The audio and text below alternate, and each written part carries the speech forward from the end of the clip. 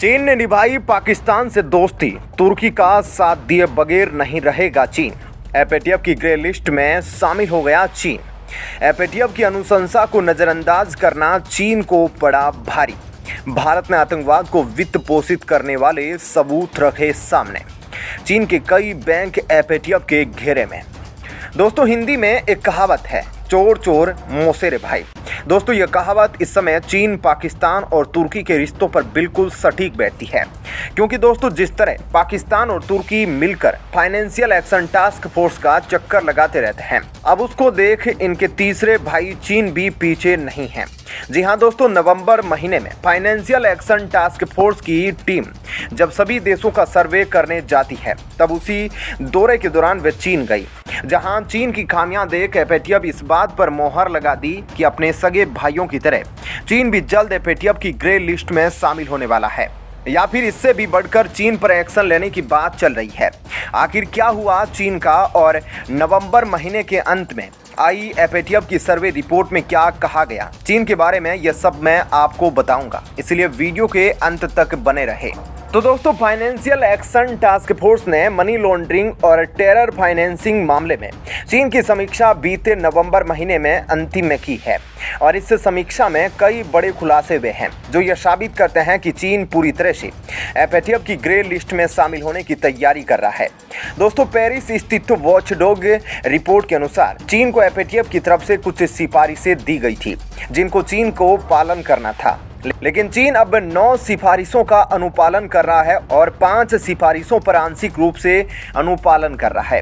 चीन 4 सिफारिशों का पालन नहीं कर रहा। दोस्तों, चीन ने अपनी 32/016 म्यूचुअल इवैल्यूएशन रिपोर्ट में पहचानी गई कुछ तकनीकी अनुपालन कमियों को दूर करने में प्रगति की है।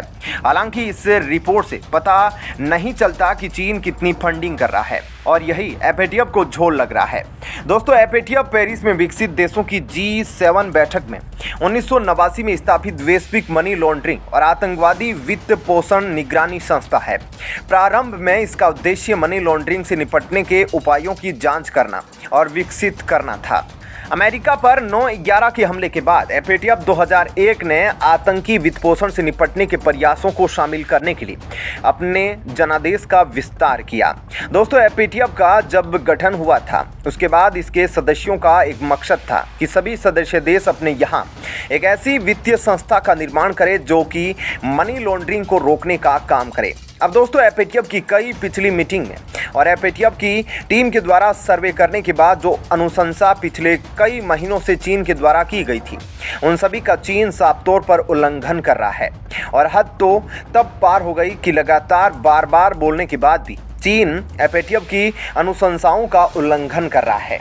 दोस्तों, एफएटीएफ की टीम जब चीन में सर्वे करने पहुंची तो उन्हें चीन के बैंकों में काफ़ी गड़बड़ मिली, जिनके पास व्यक्तिगत से लेकर जो संगठन हैं, जिनको बाहर से फॉरेन फंडिंग मिल रही है, या चीन से जो फॉरेन फंडिंग दी जा रही है, इन सब का कोई भी क्रमवार डाटा नहीं है, और जो डाटा था वह सारा सही क्रम में नहीं था। दोस्तों, भारत की बात करें तो भारत ने 2002 में prevention of money laundering act पास कर मनी लॉन्ड्रिंग को रोक लगाने का काम किया था, जिसके तहत भारत सभी संस्थाओं से लेकर आम लोगों के खातों तक नजर रखता है कि किसी व्यक्ति की या संस्था को बाहर से एकदम से ज़्यादा विदेशी फंडिंग तो नहीं मिल रही, और अगर मिली भी है तो उसका कोई सबूत है, किस काम के लिए दी गई है, या ब्लैक मनी को व्हाइट मनी में कन्वर्ट करने की कोशिश तो नहीं की जा रही।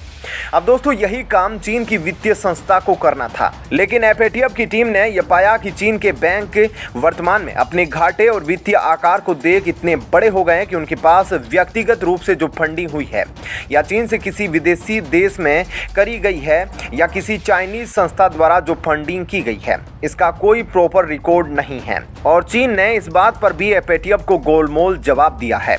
दोस्तों, जैसा कि हम सब जानते हैं कि भारत ने इस बात के काफ़ी सबूत भी इकट्ठा कर रखे हैं कि चीन भारत के उत्तरी पूर्वी क्षेत्र, म्यांमार से लगे हुए राज्य, खासकर अरुणाचल प्रदेश, असम, नागालैंड, मिजोरम में कई उग्रवादी संगठनों को वित्तीय सहायता प्रदान करता है, साथ ही उनको हथियार भी मुहैया करा रहा है। लेकिन दोस्तों, चीन की असली मुसीबत तो नए साल से शुरू होने वाली है, क्योंकि भारत को वासेनार अरेंजमेंट की भी अध्यक्षता मिली है, जिसके बाद अब चीन का जीना दुश्वार हो गया है। दोस्तों मैं आपको बता दूं कि वासेनार अरेंजमेंट कन्वेंशनल और नॉन कन्वेंशनल वेपन और न्यूक्लियर वेपन के निर्यात और उसकी तकनीक के हस्तांतरण पर नजर रखता है और ये सुनिश्चित करता है कि क्या कोई सदस्य देश किसी आतंकवादी संगठन को हथियार तो नहीं बेच रहा है। दोस्तों इतना ही नहीं, भारत के पास कई ऐसे सबूत हैं जो यह साबित करते हैं कि चीन कहीं ना कहीं पर्दे के पीछे रहकर LOC सीमा पार कर रहे आतंकियों को हथियार सप्लाई कर रहा है। और इसका हाल ही में उदाहरण तब दिखा जब कुछ दिन पहले कश्मीर में जब भारतीय सैनिकों ने आतंकवादियों को मार दिया, उसके बाद उसके पास से मेड इन चाइना राइफल मिली थी, जिनसे यह बात और पुख्ता हो गई। दोस्तों देखा जाए तो भारत के उत्तरी पूर्वी राज्यों और उधर LOC सीमा के पास पाकिस्तान के आतंकियों दोनों की तरफ से चीन आतंकियों की मदद कर रहा है। और चूंकि इस बार भारत के पास वासेनार अरेंजमेंट की अध्यक्षता है, तो भारत अब चीन के खिलाफ कुछ सबूत इकट्ठा कर चुका है। लेकिन दोस्तों चीन के बुरे समय की शुरुआत तो अब शुरू होगी, जहां अब FATF और भारत दोनों की दोहरी मार चीन पर पड़ने वाली है। क्योंकि दोस्तों FATF पहले से ही चीन से नाराज है, क्योंकि चीन ने उसकी अनुशंसा नहीं। अब दोस्तों FATF और भारत मिलकर चीन को धोने के लिए खाका तैयार कर रहे हैं। दोस्तों FATF के सर्वे के सभी सबूत यह कहते हैं कि चीन इस समय वह सारी शर्तें पूरी करता है।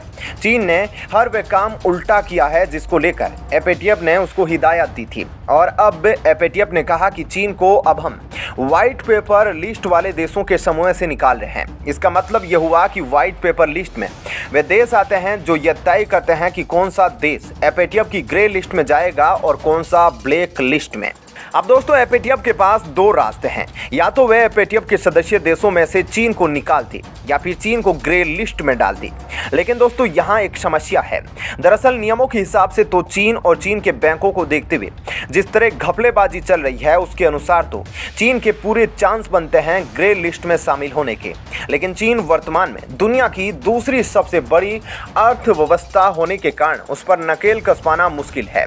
और दोस्तों इसके पीछे भी एक कारण है अमेरिका, क्योंकि वर्तमान में जो अमेरिका के ढीले राष्ट्रपति है जो बाइडेन और उनकी उदार विदेश नीति, उसने चीन को और मजबूत कर दिया कि चीन अब और ऊपर उठ गया है।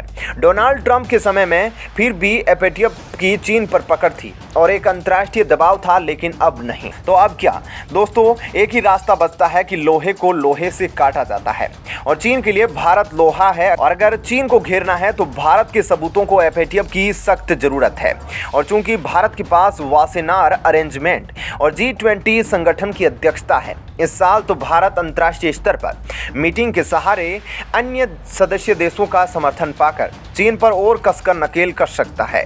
लेकिन इसके लिए FATF को सख्त होना पड़ेगा, वरना फिर से दुनिया कई टुकड़ों में बंट जाएगी और चीन और रूस की दोस्ती और ज़्यादा गहरी हो जाएगी, जिसका प्रभाव अंत में भारत और रूस के रिश्तों पर पड़ेगा। ऐसे में आपका इस खबर पर क्या कहना है, कमेंट सेक्शन में ज़रूर बताइएगा। धन्यवाद।